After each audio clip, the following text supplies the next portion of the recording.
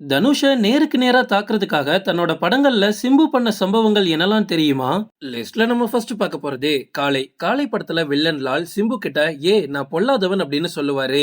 அதுக்கு சிம்பு டேய் நான் கெட்டவே அப்படின்னு சொல்ற மாதிரி ஒரு வசனம் இருக்கும். சிம்பு இந்த வசனத்தை வேணும்னே தான் வச்சிருக்காரு. ஏன்னா 2007ஆம் ஆண்டு தனுஷ் நடிப்புல பொல்லாதவன் அப்படின்ற ஒரு படம் ரிலீஸ் ஆச்சு. அந்த படத்தை டீஸ் பண்ற மாதிரி தான் 2008ல காளை படத்துல சிம்பு இப்படி ஒரு டைலாக் வச்சிருக்காரு.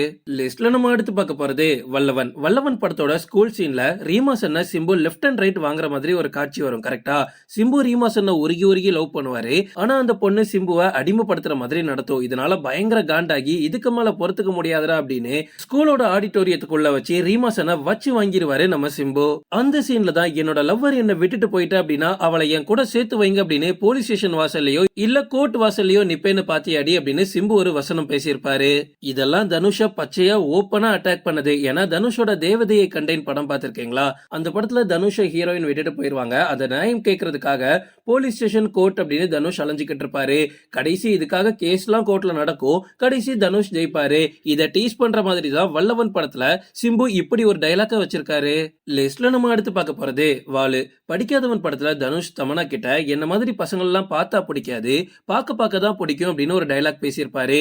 அந்த வசனத்தை வாலு படத்துல சிம்பு கொஞ்சம் ஆல்டர்னேட் பண்ணி ஹன்சிகா சிம்பு கிட்ட சில பசங்களை பார்க்க தான் பிடிக்கும், அதாவது தனுஷ பார்க்க தான் பிடிக்கும், ஆனா உன்ன மாதிரி பசங்களை எல்லாம் பார்த்த உடனே பிடிச்சிரும், அதாவது சிம்புவெல்லாம் பார்த்த உடனே பிடிச்சிருமா. ஹன்சிகா இந்த டைலாக்க சொன்ன மாதிரி இல்ல, சிம்பு எழுதி கொடுத்து அப்படியே ஹன்சிகா அதை படிச்ச மாதிரி இருந்துச்சு.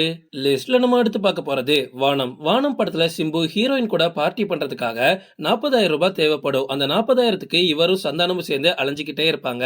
அப்ப சந்தானத்துக்கிட்ட யார்கிட்ட இந்த பணத்தை கேட்கலாம் அப்படின்னு டிஸ்கஸ் பண்ற மாதிரி சிம்புக்கும் சந்தானத்துக்கும் ஒரு சீன் வரும். அப்ப சிம்பு தனுஷ் கிட்ட கேட்கலாமா அப்படின்னு சொல்லுவாரு.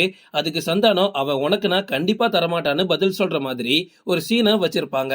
அந்த தனுஷ் வேற யாரும் இல்ல, ஹீரோ தனுஷ் தான். லிஸ்ட்ல நம்ம அடுத்து பார்க்க போறது பீப் சாங். சிம்பு எழுதி பாடின இந்த பீப் சாங் எவ்வளவு பெரிய சர்ச்சையை கிளப்பிச்சுன்னு நமக்கு நல்லாவே தெரியும். அந்த டைம்ல பத்திரிகையாளர் ஒருத்தர் சிம்புக்கு கால் பண்ணி, சார் என்ன சார் பாட்டு எழுதி வச்சிருக்கீங்க, சமுதாயத்தை சீர்குலைக்கிற மாதிரி இருக்கு உங்க பாட்டு, கொஞ்சமாவது சமுதாய பொறுப்பு இருக்கா இல்லையா அப்படின்னு சிம்புவை கண்டமணிக்கு கேள்வி கேட்பாரு. ஒரு கட்டத்துக்கு மேல பயங்கர காண்டான சிம்பு இதுக்கு மேல பொறுத்துக்க முடியாதா அப்படின்னு, சார் என்ன சார் நீங்க பேசிட்டு இருக்கீங்க, ஒருத்தன் என்னன்னா அடிடா அவள வெட்டுடா அவள அப்படின்னு பாட்டு எழுதுறான், அவனெல்லாம் நீங்க சும்மா விட்டுருங்க, தம் அடிக்காத தண்ணி அடிக்காத உன் வாழ்க்கையை பாரு அப்படின்னு சொல்ற, என்ன போட்டு நீங்க ஏன் இப்படி பாடா படுத்துறீங்க அப்படின்னு கேள்வி கேட்டிருப்பாரு. கிடைக்கிற கேப்ல எல்லாம் சிம்பு எப்படியாவது தனுஷ தாக்கி தான் பேசியிருக்காரு. தனுஷோட மயக்கம் என்ன படத்துல காதல் என் காதல் அப்படின்ற பாட்டு வரும். அதுலதான் அடிடா அவள வெட்டுடா அவள அப்படின்ற லிரிக் வரும். அதை சுட்டி காட்டி, சார் இந்த மாதிரி கேவலமா லிரிக்ஸ் எழுதுறவனெல்லாம் விட்டுருங்க, என்னையே பிடிச்சு நோன்றீங்க அப்படின்னு சிம்பு கேட்டிருப்பாரு. லிஸ்ட்ல நம்ம அடுத்து பார்க்க போறது அன்பானவன் அடங்காதவன் அசராதவன். ட்ரிபிள் ஏ படத்துல ஒரு காட்சியில சிம்பு விஷால் தனுஷ்னு யார் வந்தாலும் பிரிச்சு மேஞ்சிருவேன் அப்படின்னு ஒரு வசனத்தை பேசியிருப்பாரு. ஆக்சுவலா அந்த படம் ரிலீஸ் ஆகும்போது சிம்புக்கு பெருசா மார்க்கெட்டே இல்ல. ஆனா இன்னொரு பக்கம் தனுஷ் வளர்ந்துட்டு வந்தாரு. அந்த டைம்ல கூட சிம்பு தனுஷ விட்டு வைக்கல. லிஸ்ட்ல நம்ம அடுத்து பார்க்க போறது ஈஸ்வரன். தன்னோட உடல் எடையை கிட்டத்தட்ட 30 கிலோ குறைச்சிக்கிட்டு ஈஸ்வரன் படம் மூலமா ரசிகர்களுக்கு மிகப்பெரிய ஷாக் கொடுத்தாரு. ஆனா அந்த படத்துல அழிக்க வந்த அசுரன் இல்ல காக்க வந்த ஈஸ்வரன் அப்படின்னு ஒரு டைலாக் பேசியிருப்பாரு. இத்தனை வருஷம் கழிச்சும் மறுபடியும் தனுஷ வம்பு கிழித்தாரு சிம்பு. ஓகே ஃப்ரெண்ட்ஸ், இதோட இந்த வீடியோக்கு நான் எண்டு கார்டு போட்டுக்கிறேன். அடுத்த வீடியோ பாக்குறதுக்கு தொடர்ந்து எங்களை ஃபாலோ பண்ணுங்க.